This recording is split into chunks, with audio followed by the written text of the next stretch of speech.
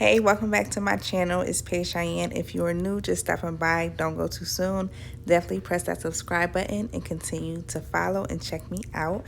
If you're returning, thank you so much for the love and support. So today, y'all, we are doing a hybrid install, which is tape-ins in the front and a sewing in the back. I actually, off camera, completed a single process color to her natural hair, which her natural hair was natural black, of course. She was a virgin to color, which means that my lift took one lift and it came out true to color. We did a single process that took about an hour and some change between applying the product, processing time, rinsing out, blowing out. And then I completed the foundation in the back. I also completed the color extensions the day before. She did text me last minute. Normally, I do require at least a week and a half ahead of time to color extensions, just in case like something goes wrong or I need to recolor, etc. I am using hair from my collection, so I knew it would be true to color. So I didn't want to pass up the opportunity to do her hair. So I went ahead and did her sewing in the back. With the hybrid, I always put the net because I need something extra to sew onto. We are only using one bundle in the back and 2 packs of tapes for the front, which I ended up using some of the tapes in the back as well. Typically, I would say use 2 bundles for the back for fullness and then 2 packs of tapes for the front. However, because I've done her hair in the past where she had a full head of tapes, and I kind of, again, already knew her head. So her head is a little bit smaller. Her density is not as thick. So I figured, and we both agreed that the one bundle would be just fine in the back.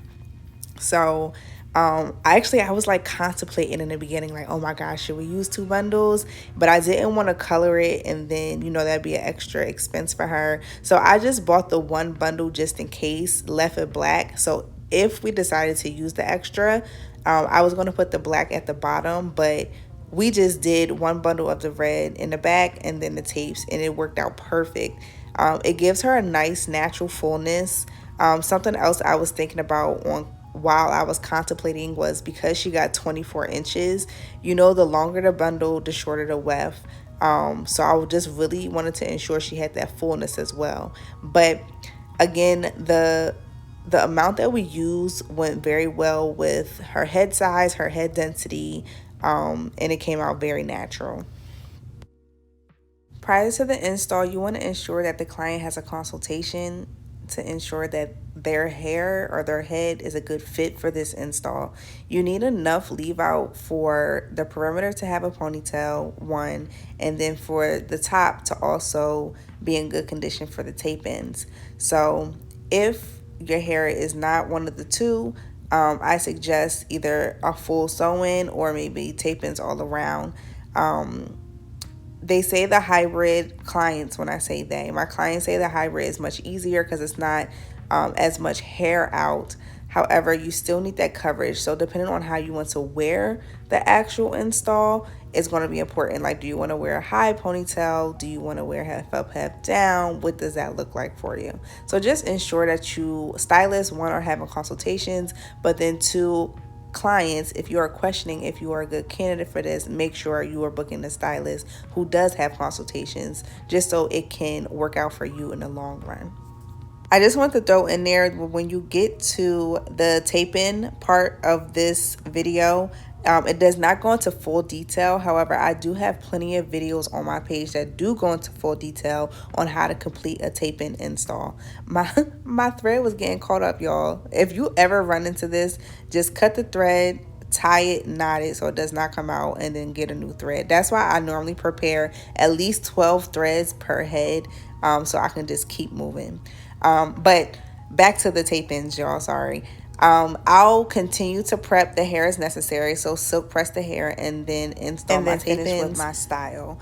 And then at the end, I just go over with my client how she can use the versatility in her hair, parted, half up, half down, full ponytail, etc. And then we go over when she should come back for a maintenance.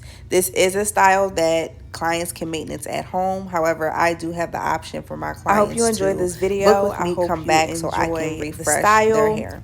Definitely keep watching so you can see the prep part. I'm going to stop talking for now, but if you have any questions, definitely leave them down in the comments below.